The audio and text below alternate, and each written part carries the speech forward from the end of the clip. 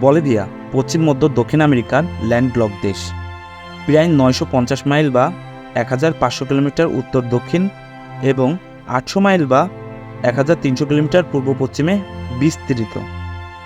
বলিভিয়ার উত্তর এবং পূর্বে ব্রাজিল, দক্ষিণ পূর্বে প্যারাগুয়ে, দক্ষিণে আর্জেন্টিনা, দক্ষিণ পশ্চিম এবং পশ্চিমে অবস্থিত চিলি দ্বারা এবং উত্তর পশ্চিমে পেরুর দ্বারা।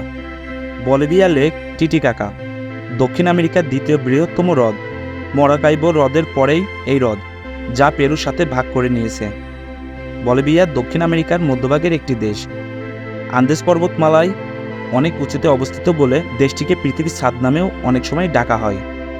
বলিভিয়াতে আছে বরফাবৃত বহু পর্বত শৃঙ্গ, আর দেশটির উন্মুক্ত মালভূমির উপর দিয়ে বয়ে যায় দুরন্ত হাওয়া।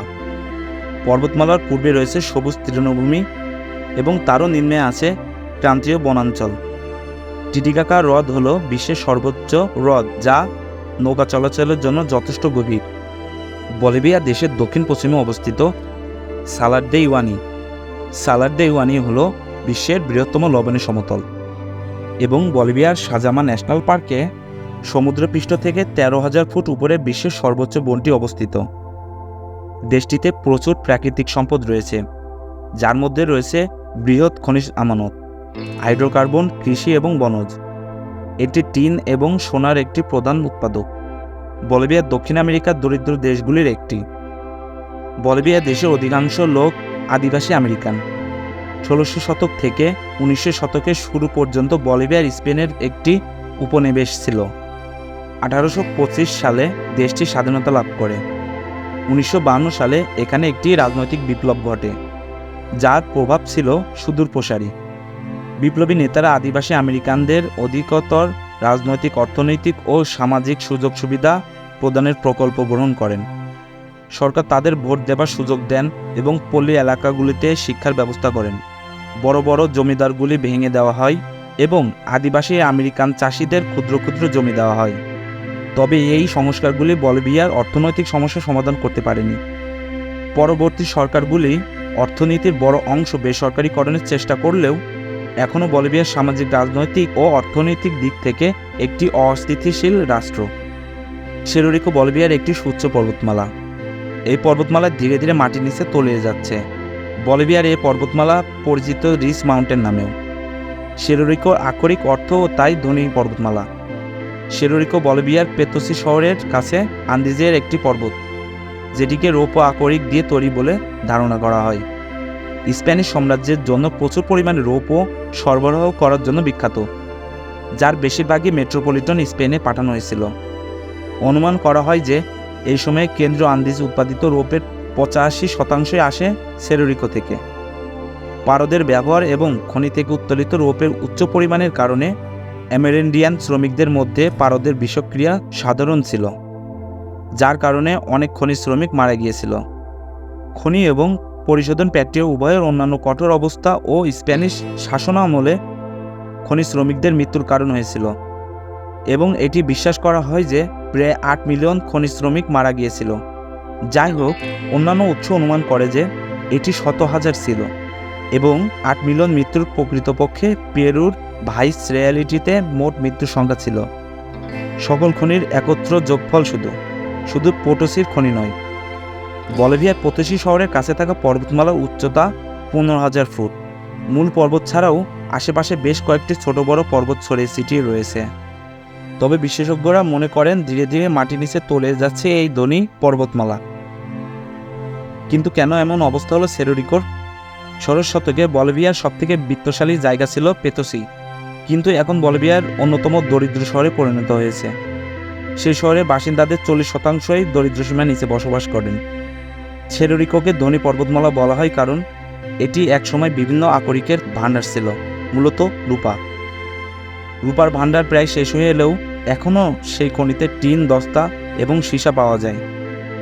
কথিত আছে 1544 সালে দিয়েগো ওয়ালপা নামে এক স্থানীয় চাষি সেরো রিকোতে প্রথম রূপার খনি খুঁজে পান। 16 শতকে পোতোসি শহরের দখল করে নেয় স্পেন। স্পেনের ধনী ব্যবসায়ীরা এসে আসর জমান পোতোসি শহরে। শহরেরই কেচুয়া উপজাতির মানুষদের খনিজ শ্রমিক বানিয়ে চলতে থাকে খনন কার্য। সেই সময় পতসির প্রায় 13,000 স্থানীয় মানুষ ওই খনিতে কাজ করতেন। রূপার অফুরান ভাণ্ডার দেখে আফ্রিকা থেকেও ক্রীতদাস এনে খনিজ শ্রমিক হিসেবে কাজ করানো শুরু হয়। সুড়ঙ্গে খনির গাড়ি চলার জন্য লাইন পাতা হয়। স্পেনীয় মালিকদের খনন কার্য চালানোর পাশাপাশি অকথ্য অত্যাচারেরও শিকার হতে হতো খনিজ শ্রমিকদের। খনিতে কাজ করার সময় বহু শ্রমিক মৃত্যুও হতো। আর সেই কারণেই সেরোরিকোর নাম হয়ে যায় মাউন্টেন দ্যাট ইটস ম্যান, অর্থাৎ নরখাদক পর্বত। এই খনিতে কর্মরত শ্রমিকদের মৃত্যু হার অন্যান্য খনিতে কর্মরত শ্রমিকদের থেকে তুলনামূলকভাবে বেশি। খনির বেশিরভাগ শ্রমিকই 40 বছরে বেশি বাঁচে না। ধস নেমে মৃত্যুর পাশাপাশি সিলিকোসিস নামে ফুসফুসের এক রোগে আক্রান্ত হয়েও অনেকে মারা যান। স্পেন পতসি দখলের পরে 200 বছর ধরে সেই শহরে স্পেনীয় রাজত্ব চলে।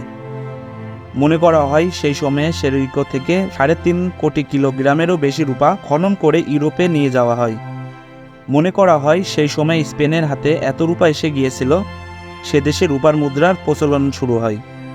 ফরাসি সেনাবাহিনীরও খরচ চলত রূপা থেকে আয় করা অর্থ দিয়ে। ষোড়শ থেকে অষ্টাদশ শতকের মধ্যে বিশ্বের 80% রূপার সরবরাহ এই খনি থেকেই আসত। এরও প্রায় 100 বছর পর বলিভিয়ার স্পেনীয় রাজত্বের অবসান হলে সেরোরিকোর দখল নেয় এ দেশের খনি সংস্থা কমিবল। উদ্দেশ্য ছিল আরও রূপা বের করে আনা, তবে বিশেষ লাভ হয়নি, কারণ স্পেনীয়রা ততদিনে যা লুট করে নিয়ে যাওয়ার তা নিয়ে চলে গেছে। সেরোরিকোয় বিশেষ রূপা আর অবশিষ্ট ছিল না। 1980-র দশকে রূপার দামে পতন আসার পরে সেরোরিকোর দায়িত্ব স্থানীয়দের হাতে তুলে দেয় কমিবল। কয়েকটি কোঅপারেটিভ এবং সংস্থার দেখভালে সেখানে খনন কার্য চালাতে থাকেন স্থানীয়রা। এখনও পেতসি শহরের প্রায় 16,000 মানুষের রুজিরুটির যোগান দেয় সেরোরিকো। দীর্ঘ সুড়ঙ্গের মধ্যে সেরোরিকোর বিভিন্ন পর্বতের মধ্যে যোগাযোগ রয়েছে। রূপা সেভাবে আর পাওয়া না গেলেও টিন, দস্তা আর সীসার খোঁজে কাজে নামেন স্থানীয়রা। 2021 সালে বলিভিয়ার এই খনি থেকে $130 কোটি দস্তা বিক্রি হয়েছে। খনিতে প্রবেশের আগে মূল সুড়ঙ্গের মুখে রাখা এক মূর্তিতে পূজা করেন খনিজ শ্রমিকরা। এই মূর্তিটি এলথিও বা আঙ্কলের। খনির মুখে থাকা সিংহলা ওই মূর্তি পোকা, পাতা, মদ এবং লামা রক্ত দিয়ে পুজো করেন স্থানীয়রা। মনে করা হয় খনিজ শ্রমিকদের ভয় দেখানোর জন্য মূর্তিটি সেখানে বসানো হয়েছিল। কিন্তু কেন আস্তে আস্তে তুলে যাচ্ছে সেরোরিকো? বিশেষজ্ঞরা জানিয়েছেন খনন করে করে সেরোরিকো ফাঁপা হয়ে গেছে। এই পাহাড় বাইরে থেকে নিরেট হলেও ভিতরে অন্তঃসার শূন্য। 2011 সালে সেরোরিকোতে একটি শৃঙ্খল দেখা গিয়েছিল, যা সিমেন্ট দিয়ে তা ভরাট করা হয়। সমীক্ষা বলেছে সেরোরিকো পর্বত প্রতি বছর কয়েক সেন্টিমিটার করে ডুবে যাচ্ছে। 2014 সালে সেরোরিকো এবং পতসি শহরকে বিপন্ন এলাকার তালিকায় যুক্ত করা হয়েছে।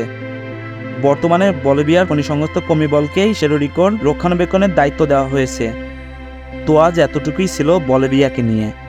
এমন ইনফরমেটিভ ভিডিও পেতে ত্রিজগতের সাথেই থাকুন। ধন্যবাদ সবাইকে।